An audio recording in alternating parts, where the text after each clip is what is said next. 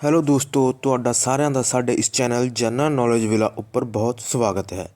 ਤਾਂ ਦੋਸਤੋ, ਫਾਈਨਲੀ ਪੰਜਾਬ ਵਿੱਚ ਭਰਤੀਆਂ ਦਾ ਸਿਲਸਿਲਾ ਜਾਰੀ ਹੋ ਚੁੱਕਿਆ ਹੈ। 21 ਫਰਵਰੀ ਨੂੰ ਬੈਕ ਟੂ ਬੈਕ 2 ਨੋਟੀਫਿਕੇਸ਼ਨ ਆਏ ਨੇ। ਇਸ ਵਿੱਚ ਇੱਕ ਨੋਟੀਫਿਕੇਸ਼ਨ PSPCL ਅਤੇ ਦੂਸਰਾ ਜੋ ਜਲ ਵਿਭਾਗ ਦੀਆਂ ਭਰਤੀਆਂ ਦਾ ਨੋਟੀਫਿਕੇਸ਼ਨ ਆ ਚੁੱਕਿਆ ਹੈ। ਇਸ ਵੀਡੀਓ ਵਿੱਚ ਮੈਂ PSPCL ਵਿੱਚ ਜੋ ਲਾਇਨਮੈਨ ਦੀਆਂ 1700 ਪੋਸਟਾਂ ਕੱਢੀਆਂ ਜਾਣੀਆਂ ਨੇ ਉਸ ਬਾਰੇ ਗੱਲ ਕਰਾਂਗਾ। ਦੋਸਤੋ, ਤੁਹਾਡੇ ਸਾਰਿਆਂ ਦੇ ਮਨ ਵਿੱਚ ਹੋਵੇਗਾ ਕਿ ਲਾਇਨਮੈਨ ਦੀ ਭਰਤੀ ਲਈ ਕੁਆਲੀਫਿਕੇਸ਼ਨ ਅਤੇ ਸਿਲੈਕਸ਼ਨ ਪ੍ਰੋਸੈਸ ਕੀ ਹੋ ਸਕਦਾ ਹੈ ਅਤੇ ਹੋਰ ਜਿਹੜੇ ਕ੍ਰਾਈਟੇਰੀਆ ਕੀ ਹੋ ਸਕਦੇ ਨੇ। ਇੱਥੇ ਮੈਂ ਤੁਹਾਨੂੰ ਪ੍ਰੀਵੀਅਸ ਈਅਰ ਦੇ ਨੋਟੀਫਿਕੇਸ਼ਨ ਅਕੋਰਡਿੰਗ ਤੁਹਾਡਾ ਜਿਹੜਾ ਡਾਊਟ ਕਲੀਅਰ ਕਰਨ ਦੀ ਕੋਸ਼ਿਸ਼ ਕਰਾਂਗਾ। ਤਾਂ ਦੋਸਤੋ, ਹੋ ਸਕਦਾ ਹੈ ਕਿ ਇਸ ਵਾਰ ਜਿਹੜੀ ਕੁਆਲੀਫਿਕੇਸ਼ਨ ਅਤੇ ਸਿਲੈਕਸ਼ਨ ਪ੍ਰੋਸੈਸ ਦਾ ਏਜ ਕ੍ਰਾਈਟੇਰੀਆ ਚੇਂਜ ਹੋ ਜਾਵੇ। ਮੈਂ ਤੁਹਾਨੂੰ ਸਿਰਫ ਥੋੜ੍ਹਾ ਜਿਹਾ ਆਈਡੀਆ ਦੇਣ ਲਈ ਹੀ, ਠੀਕ ਹੈ ਜੀ, ਤੁਹਾਡਾ ਜਿਹੜਾ ਥੋੜ੍ਹਾ ਜਿਹਾ ਡਾਊਟ ਕਲੀਅਰ ਕਰਨ ਲਈ ਤੁਹਾਡੇ ਲਈ ਜੋ ਪਿਛਲਾ ਨੋਟੀਫਿਕੇਸ਼ਨ ਉਸ ਦੀ ਜੋ selection process, age criteria, education ਜਿਹੜੀ ਕ੍ਰਾਈਟੇਰੀਆ ਆ ਉਸ ਬਾਰੇ ਤੁਹਾਨੂੰ ਦੱਸਾਂਗਾ। ਹੋ ਸਕਦਾ ਹੈ ਕਿ ਜੋ ਇਸ ਵਾਰ ਨੋਟੀਫਿਕੇਸ਼ਨ ਆਵੇ ਉਸ ਵਿੱਚ ਚੇਂਜਸ ਹੋਣ। ਤਾਂ ਦੋਸਤੋ, ਆਪਾਂ ਇਸ ਬਾਰੇ ਜੋ ਵਿਸਥਾਰ ਨਾਲ ਗੱਲ ਕਰੀਏ ਉਸ ਤੋਂ ਪਹਿਲਾਂ ਮੈਂ ਚਾਹੁੰਦਾ ਹਾਂ ਕਿ ਜਿਹੜੇ ਵੀ ਨਵੇਂ ਵਿਊਅਰਸ ਸਾਡੇ ਇਸ ਚੈਨਲ 'ਤੇ ਪਹਿਲੀ ਵਾਰ ਆਏ ਨੇ, ਪਲੀਜ਼ ਸਾਡੇ ਇਸ ਚੈਨਲ ਨੂੰ ਸਬਸਕ੍ਰਾਈਬ ਕਰ ਲਓ ਅਤੇ ਨਾਲ ਦੀ ਨਾਲ ਬੈਲ ਆਈਕਨ ਦਬਾਓ ਤਾਂ ਕਿ ਤੁਹਾਨੂੰ ਆਉਣ ਵਾਲੀ ਹਰ ਇੱਕ ਸਰਕਾਰੀ ਜੌਬ ਬਾਰੇ ਅਪਡੇਟ ਸਭ ਤੋਂ ਪਹਿਲਾਂ ਅਤੇ ਟਾਈਮ ਟੂ ਟਾਈਮ ਮਿਲ ਸਕੇ। ਤਾਂ ਦੋਸਤੋ, ਸਭ ਤੋਂ ਪਹਿਲਾਂ ਮੈਂ ਇੱਥੇ ਤੁਹਾਨੂੰ ਦੱਸਾਂਗਾ ਬੇਸਿਕ ਐਂਡ ਪ੍ਰੋਫੈਸ਼ਨਲ ਕੁਆਲੀਫਿਕੇਸ਼ਨਸ ਬਾਰੇ, ਠੀਕ ਹੈ ਜੀ। ਜੋ 2019 ਦੇ ਵਿੱਚ ਜੋ ਅਸਿਸਟੈਂਟ ਲਾਇਨਮੈਨ ਦੇ ਲਈ 3500 ਭਰਤੀਆਂ ਆਈਆਂ ਸੀ, ਉਹਨਾਂ ਲਈ ਜੋ ਜਿਹੜਾ ਐਜੂਕੇਸ਼ਨਲ ਕ੍ਰਾਈਟੇਰੀਆ ਕੀ ਰੱਖਿਆ ਸੀ ਉਹ ਇਸ ਤਰ੍ਹਾਂ ਸੀ, ਠੀਕ ਹੈ ਜੀ। ਪਹਿਲੇ ਨੰਬਰ 'ਤੇ ਇਹਨਾਂ ਨੇ ਜੋ ਸਭ ਤੋਂ ਮੇਨ ਪੁਆਇੰਟ ਸੀਗਾ ਕਿ ਮੈਟਰੀਕੂਲੇਸ਼ਨ ਜਾਣੀ ਕਿ 10ਵੀਂ ਪਾਸ ਹੋਣੀ ਜ਼ਰੂਰੀ ਸੀ ਜਾਂ ਕੋਈ ਇਸ ਦੇ ਬਰਾਬਰ ਯੋਗਤਾ ਹੋਣੀ ਜ਼ਰੂਰੀ ਸੀ। ਅਤੇ ਨੰਬਰ 2 'ਤੇ ਇਹਨਾਂ ਨੇ ਕਿਹਾ ਸੀ ਕਿ ਨੈਸ਼ਨਲ ਅਪ੍ਰੈਂਟਿਸਸ਼ਿਪ ਸਰਟੀਫਿਕੇਟ ਹੋਣਾ ਚਾਹੀਦਾ ਤੁਹਾਡੇ ਕੋਲ ਲਾਈਨਮੈਨ ਟ੍ਰੇਡ ਦੇ ਵਿੱਚ, ਠੀਕ ਹੈ ਜੀ। ਨੈਸ਼ਨਲ ਅਪ੍ਰੈਂਟਿਸਸ਼ਿਪ ਦਾ ਸਰਟੀਫਿਕੇਟ, ਇਹ ਜਿਹੜੀ ਦੂਸਰਾ ਨੰਬਰ ਪੁਆਇੰਟ ਜ਼ਰੂਰੀ ਸੀ, ਠੀਕ ਹੈ ਜੀ। ਤੀਸਰਾ ਨੰਬਰ 'ਤੇ ਜਿਹੜਾ ਐਕਸਪੀਰੀਅੰਸ ਦੀ ਗੱਲ ਕੀਤੀ ਸੀ ਇਹਨਾਂ ਨੇ ਕਿ experience in electrician wireman trade from any registered factory, registered firms, registered company, registered institute ਔਰ A class contractor of electrical wireman, ਠੀਕ ਹੈ ਜੀ। ਇਹਨਾਂ ਦੇ ਵਿੱਚ ਤੁਹਾਡੇ ਕੋਲ ਐਕਸਪੀਰੀਅੰਸ ਹੋਣਾ, ਠੀਕ ਹੈ ਜੀ, ਚਾਹੀਦਾ ਸੀ ਤਾਂ ਤੁਹਾਡੇ ਜਿਹੜੇ ਨੰਬਰ ਵੱਧ ਲੱਗਦੇ ਸੀ ਐਕਸਪੀਰੀਅੰਸ ਦਾ। ਬਾਕੀ ਹੋਰ ਜਿਹੜਾ ਕ੍ਰਾਈਟੇਰੀਆ ਇਹਨਾਂ ਨੇ ਦੱਸਿਆ ਸੀ ਉਹ ਤੁਹਾਨੂੰ ਮੈਂ ਨੈਕਸਟ ਅੱਗੇ ਦੱਸਦਾ ਕਿ ਸਿਲੈਕਸ਼ਨ ਪ੍ਰੋਸੈਸ ਦੇ ਵਿੱਚ ਕੀ ਐਕਸਪੀਰੀਅੰਸ ਦਾ ਰੋਲ ਰਿਹਾ ਸੀ ਪਿਛਲੀ ਵਾਰ ਜਿਹੜੀਆਂ ਪੋਸਟਾਂ ਆਈਆਂ ਸੀ।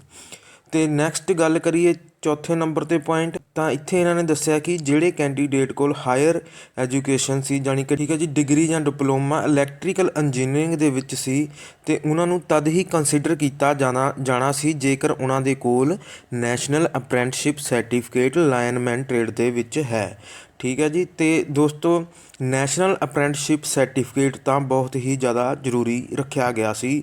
ਜੋ ਪਿਛਲੀ ਵਾਰ ਨੋਟੀਫਿਕੇਸ਼ਨ ਕੱਢਿਆ ਗਿਆ ਸੀ ਉਸ ਦੇ ਵਿੱਚ ਜੋ ਇਹ ਜਿਹੜਾ ਨੈਸ਼ਨਲ ਅਪ੍ਰੈਂਟਿਸਸ਼ਿਪ ਸਰਟੀਫਿਕੇਟ ਬਹੁਤ ਜ਼ਰੂਰੀ ਸੀ। ਬਾਕੀ ਪੇ ਸਕੇਲ ਦਾ ਦੱਸਿਆ ਹੋਇਆ ਇਹਨਾਂ ਨੇ, ਅਤੇ ਇਸ ਵਾਰ ਤੁਹਾਨੂੰ ਸਾਰਿਆਂ ਨੂੰ ਪਤਾ ਹੈ ਕਿ ਸੈਂਟਰ ਦੀਆਂ ਜੋ ਪੇ ਸਕੇਲ ਉਸ ਦੇ ਅਕੋਰਡਿੰਗ ਹੀ ਲੱਗੇਗਾ, ਸਾਰਿਆਂ ਦਾ ਜਿਹੜਾ ਪੇ ਸਕੇਲ ਹੋਵੇਗਾ। ਅਤੇ ਮੈਂ ਤੁਹਾਨੂੰ ਦੱਸ ਦੇਵਾਂ ਕਿ ਪਿਛਲੀ ਵਾਰ ਜਿਹੜੀ ਉਮਰ ਹੱਦ ਰੱਖੀ ਸੀ 18 ਤੋਂ 42 ਸਾਲ ਜਿਹੜੀ ਉਮਰ ਹੱਦ ਰੱਖੀ ਸੀ, ਇਸ ਵਾਰ ਦੇਖਦੇ ਹਾਂ ਕਿ ਕੀ ਹੋ ਸਕਦੀ ਹੈ ਉਮਰ ਹੱਦ। ਦੋਸਤੋ, ਨੈਕਸਟ ਹੈ ਜੀ ਸਿਲੈਕਸ਼ਨ ਪ੍ਰੋਸੈਸ ਦੀ ਗੱਲ ਕਰੀਏ ਤਾਂ ਜਿਹੜੀ 2019 ਦੇ ਵਿੱਚ ਜੋ ਪੋਸਟਾਂ ਆਈਆਂ ਸੀ ਉਹਨਾਂ ਦੇ ਵਿੱਚ ਜੋ ਸਿਲੈਕਸ਼ਨ ਪ੍ਰੋਸੈਸ ਇਸ ਤਰ੍ਹਾਂ ਸੀ। ਇਹਨਾਂ ਨੇ ਦੱਸਿਆ ਸੀ ਕਿ ਜਿਹੜਾ ਪੂਰੀ ਜਿਹੜੀ ਸਿਲੈਕਸ਼ਨ ਮੈਰਿਟ ਬੇਸ 'ਤੇ ਹੋਵੇਗੀ ਅਤੇ ਇਸ ਦੇ ਵਿੱਚ ਜੋ 90 ਮਾਰਕਸ ਜਿਹੜੇ ਲੱਗਣੇ ਸੀ ਨੈਸ਼ਨਲ ਅਪ੍ਰੈਂਟਿਸਸ਼ਿਪ ਇਨ ਲਾਇਨਮੈਨ ਟ੍ਰੇਡ ਦੇ ਅਕੋਰਡਿੰਗ ਜਿਹੜੇ ਤੁਹਾਡੇ 90 ਮਾਰਕਸ ਲੱਗਣੇ ਸੀ ਅਤੇ ਪਲੱਸ ਜਿਹੜੇ 10 ਮਾਰਕਸ ਲੱਗਣੇ ਸੀਗੇ ਉਹ ਲੱਗਣੇ ਸੀਗੇ ਐਕਸਪੀਰੀਅੰਸ ਦੇ, ਠੀਕ ਹੈ ਜੀ। ਅਤੇ ਹੁਣ ਐਕਸਪੀਰੀਅੰਸ ਦਾ ਕੀ ਰੋਲ ਰਿਹਾ ਜੀ, ਇਹਨਾਂ ਨੇ ਸਭ ਤੋਂ ਪਹਿਲਾਂ ਦੇਖੋ ਤੁਸੀਂ ਜਿਹੜੀਆਂ ਅੰਡਰਲਾਈਨਸ ਲਾਈਨ ਨੇ ਇਹਨਾਂ ਦੇ ਵਿੱਚ ਇਹਨਾਂ ਨੇ ਲਿਖਿਆ ਸੀ ਕਿ ਐਕਸਪੀਰੀਅੰਸ ਇਜ਼ ਨਾਟ ਮੈਂਡੇਟਰੀ, ਠੀਕ ਹੈ ਜੀ। ਐਕਸਪੀਰੀਅੰਸ ਜਿਹੜਾ ਜ਼ਰੂਰੀ ਨਹੀਂ ਸੀ। ਜੇਕਰ ਕਿਸੇ ਕੈਂਡੀਡੇਟ ਕੋਲ ਐਕਸਪੀਰੀਅੰਸ ਨਹੀਂ ਸੀ ਤਾਂ ਉਸ ਦੀ ਜਿਹੜੀ ਮੈਰਿਟ ਬਣੀ ਸੀਗੀ ਉਹ ਬਣੀ ਸੀ ਨੈਸ਼ਨਲ ਅਪ੍ਰੈਂਟਿਸਸ਼ਿਪ ਦੇ ਜੋ ਮਾਰਕਸ ਦੇ ਅਕੋਰਡਿੰਗ ਉਸ ਦੀ ਜੋ ਆਪਣੀ ਮੈਰਿਟ ਬਣੀ ਸੀ, ਠੀਕ ਹੈ। ਅਤੇ ਨੈਕਸਟ ਇਹਨਾਂ ਨੇ ਦੱਸਿਆ ਸੀ ਕਿ ਜਿਹੜੀ ਐਕਸਪੀਰੀਅੰਸ ਦੇ ਜਿਹੜੇ ਨੰਬਰ ਕਾਊਂਟ ਹੋਣੇ ਸੀ ਉਹ 10 ਹੋਣੇ ਸੀ ਅਤੇ ਉਹ ਇਸ ਤਰ੍ਹਾਂ ਕਾਊਂਟ ਹੋਣੇ ਸੀ ਕਿ 180 ਦਿਨ ਜਾਣੀ ਕਿ 6 ਮਹੀਨੇ, ਠੀਕ ਹੈ ਜੀ, 6 ਮਹੀਨਿਆਂ ਦੇ ਐਕਸਪੀਰੀਅੰਸ ਲਈ ਇੱਕ ਨੰਬਰ ਦੇਣਾ ਸੀ। ਅਤੇ ਇਹਨਾਂ ਨੇ ਦੱਸਿਆ ਕਿ ਜੇਕਰ ਕਿਸੇ ਕੋਲ 179 ਡੇਜ਼ ਦਾ ਐਕਸਪੀਰੀਅੰਸ ਹੈ ਉਸ ਨੂੰ ਜਿਹੜਾ 6 ਮਹੀਨਿਆਂ ਦੇ ਜੋ ਐਕਸਪੀਰੀਅੰਸ ਵਿੱਚ ਨਹੀਂ ਗਿਣਿਆ ਜਾਵੇਗਾ, ਠੀਕ ਹੈ। ਹੁਣ ਇਸੇ ਤਰ੍ਹਾਂ ਜੇਕਰ ਕਿਸੇ ਕੋਲ 5 ਸਾਲ ਦਾ ਐਕਸਪੀਰੀਅੰਸ ਸੀ ਤਾਂ ਉਸ ਦੇ ਜੋ 10 ਦੇ 10 ਨੰਬਰ ਹੀ ਮੈਰਿਟ ਦੇ ਵਿੱਚ ਜੁੜ ਜਾਣੇ ਸੀ, ਠੀਕ ਹੈ ਜੀ। ਇਸ ਤਰ੍ਹਾਂ ਜਿਹੜਾ ਐਕਸਪੀਰੀਅੰਸ ਇੱਕ ਮੇਨ ਰੋਲ ਅਦਾ ਕਰ ਗਿਆ ਜੀ, ਠੀਕ ਹੈ, ਪਿਛਲੀ ਵਾਰ ਜੋ ਪੋਸਟਾਂ ਆਈਆਂ ਸੀ।